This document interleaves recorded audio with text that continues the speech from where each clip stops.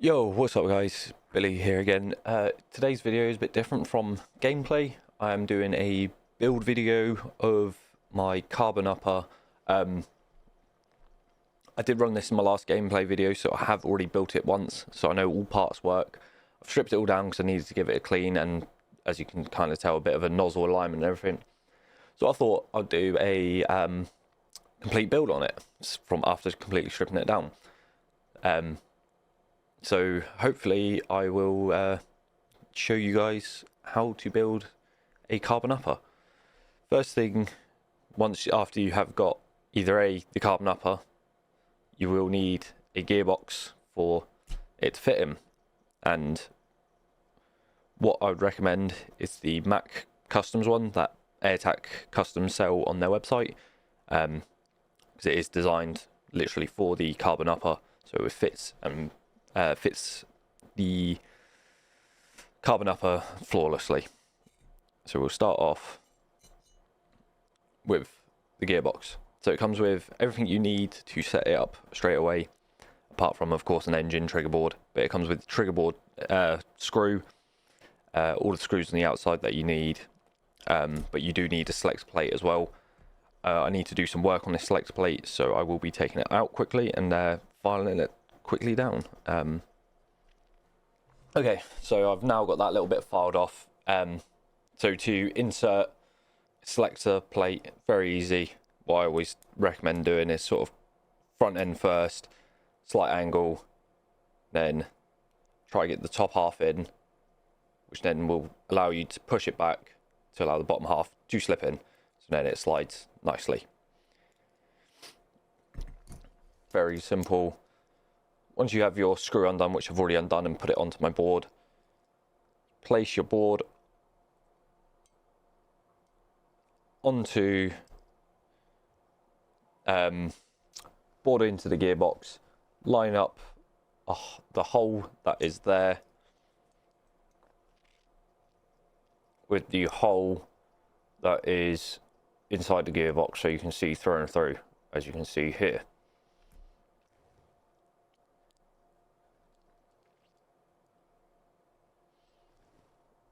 Once you have the screw installed, you'll be able to then install your safety, as that's what you need to do with this engine that I've got and the black leaf board. So you need the back half first installed into it. Ooh, he says as he drops it. Okay. So next you need to get your spring onto the gearbox. This is how I find it easiest to install. So it is like that, and then you place your safety in and around that spring by slowly turning it, making sure the spring does not pop out from underneath. So next you'll need is the screw to screw it in. Very much like the trigger board, it's just about lining up holes with holes, but make sure you keep hold of your safety lever whilst you're installing it until the screw is fully screwed in.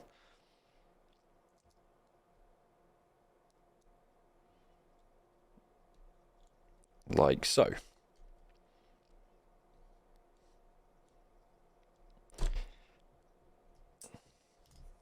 And then it should just pop down like that, because there is no tension on the select plate holding the safety off or / on. Okay, next you need to install your trigger. I'm not using the speed trigger, I'm using the original SSG1 blade trigger. I had quite a lot of fun with it when I ran it on the my last gameplay video. So I'm going to still try and utilize this for as much as possible, as it's slightly different than normal. So trigger is in.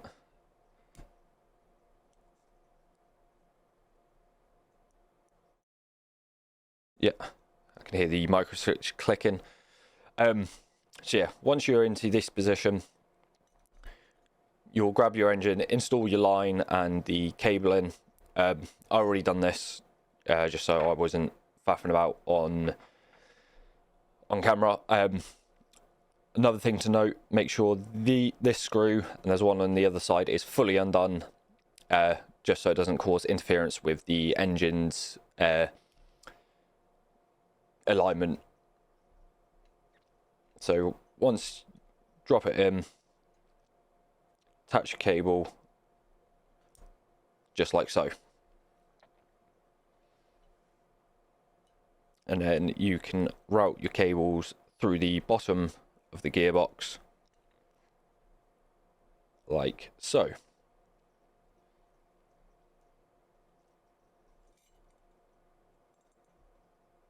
Okay, now this is a bit where cable management kind of comes into play, just to keep make sure none of the cables pop out, go into where you're screwing, and can cause issues later on.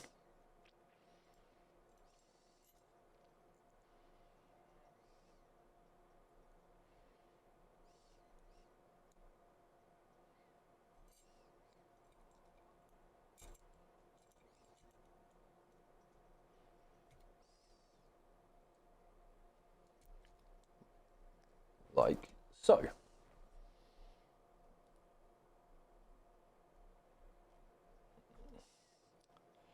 Okay, so once you get into this position, just hold the gearbox down because of all the springs and extras causing spring tension and cabling, so it doesn't push up.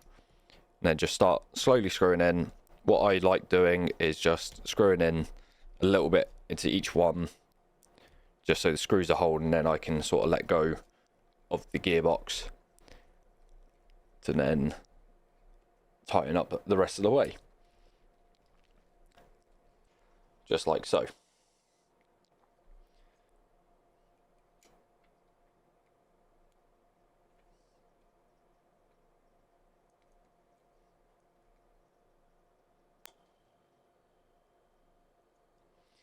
So once you now have it all completely lined up, you need to get your engine fully lined up before you tighten the bottom two screws that hold the engine in place and with the alignment.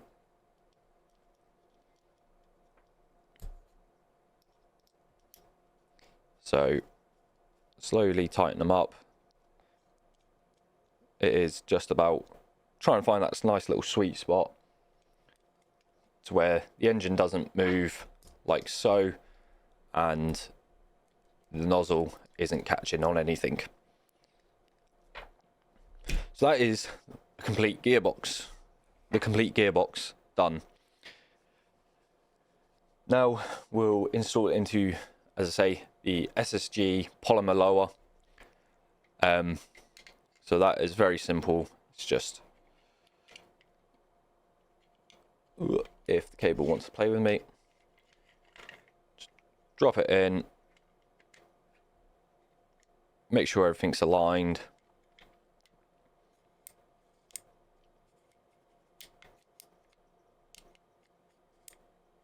All 3 clicks. I like putting it on full auto because it keeps everything nicely in line for me personally.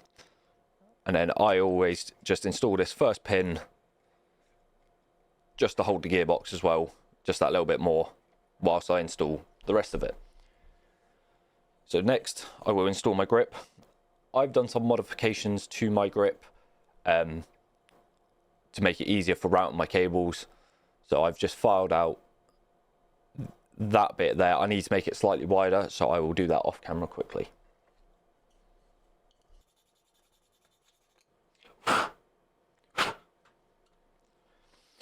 Okay, so I've made that hole just slightly wider, just makes it easier for me routing my cables through and through. So what I like to do, grab my FCU cable, route that through, push it through to that back hole that I've just expanded, and then grab my HPA line afterwards and push it through the original motor housing, motor pinion housing part, and then slide my grip on, just like so. Next, it's just going to be simple installing the 2 screws in the bottom of the grip. So now, I believe that's going, yep. So same again, just finger tight. We'll leave it at that just for now. Next, I always like doing is my mag release. So long half goes in, flip it over, holding it, drop your spring in, grab your actual mag release. I will be changing this out to a max one soon enough, just whilst the stock one works for what I need it to work for, I will use the stock one.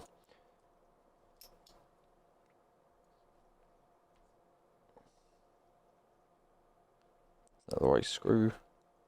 Yes, it is.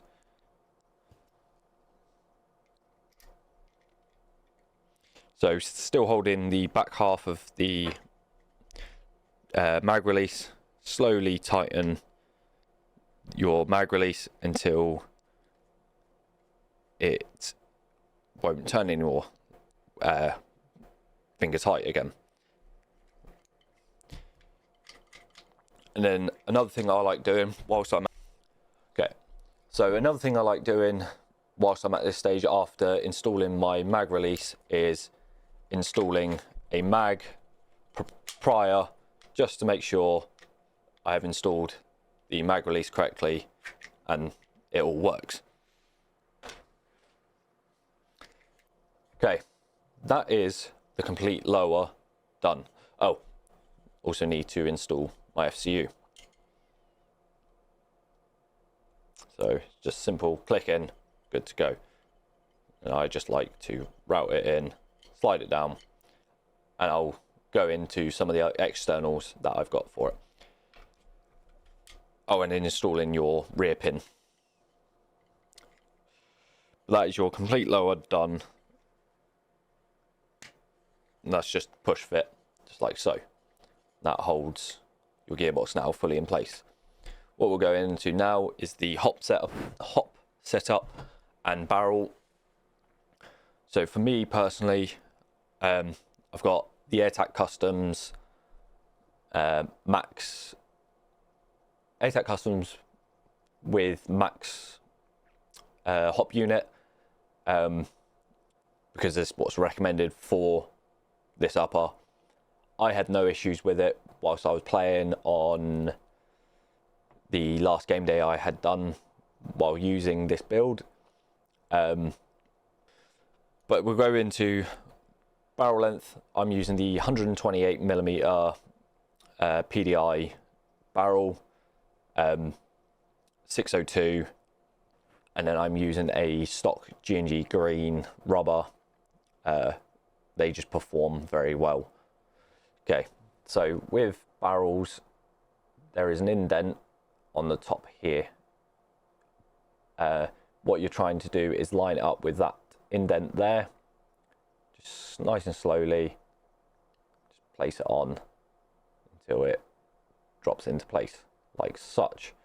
You should have one clip retention on each side revealed, and your hop window, when you indent it, you'll see the patch come down. The way I like to install barrels is I flip my hop unit upside down, that original line that I said about earlier, have that facing upwards, and just slowly, not much force is required, but just slowly push the hop unit in, not the hop unit, the barrel and hop rubber in until it's all in place, and you still have that slight wiggle room to be able to move it left or right, so it's fully in place like such. And I also like to look down the barrel to make sure none of the rubber has caught on anything and like folded on itself, and it does not look like it has this time. Next, you need to install the retention clip and everything. So I always install the brass bit first. Make sure you get this the right way round, because I've done it many times where it's not. And then this is just a push fit in clip, so it just holds the barrel in place nicely. Next, what I like to do with my barrel setups, this is not necessary because you can just use a spring on itself, but I like to use a couple of O-rings onto the barrel before I install the spring. This just adds a second layer to make sure the hop unit is fully in line with the nozzle and everything like that. So it just sits nicely like that. After that, he says as he drops it, flip the carbon upper upside down and push fit your hop unit and barrel setup into the correct slots. So I like to turn it this way round as well, so I can see where the hop unit needs to align into. So I'm just going to have it this way just so I can see it. Okay, there we go. And then it's just a little bit of a push, and as you can see, it's got that spring tension now behind it, so it can line up nicely with the nozzle. So that is the upper complete. So before I finish installing it, I have a custom 3D print with my team's logo by one of our team members. I will tag his 3D printing company's Instagram down below. So if you do need anything 3D printing, he is the man to go to. So what I like to do is hold the washer that I've got, turn it round like that so I can see through, have it all lined up,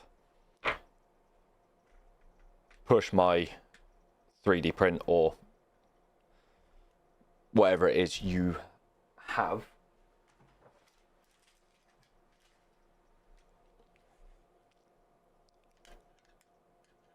and then just slowly screw it in. And now, as you can see, the silver bit is turning as I turn my screw. So what I like to do from that point is then grab it and just turn it slowly, just so I don't lose grip on the washer / nut bolt, just so I can fully install my end cap. Tighten off, no movement, all nicely installed. Then all you got to do after that, pull your upper on. Because of the cabling, sometimes it gets caught up like it did just back there, as you probably saw. Slowly push it on until it sits flush, and push that last pin through, and your gun is complete. Okay, so I've got a battery installed. I haven't put the base plate on properly because I will be taking it out afterwards. It's about 100 psi because of how short the barrel is. So yeah.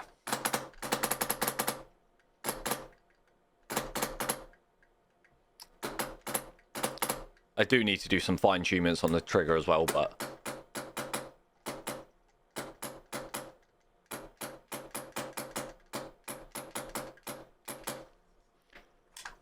and as I say, safety does work.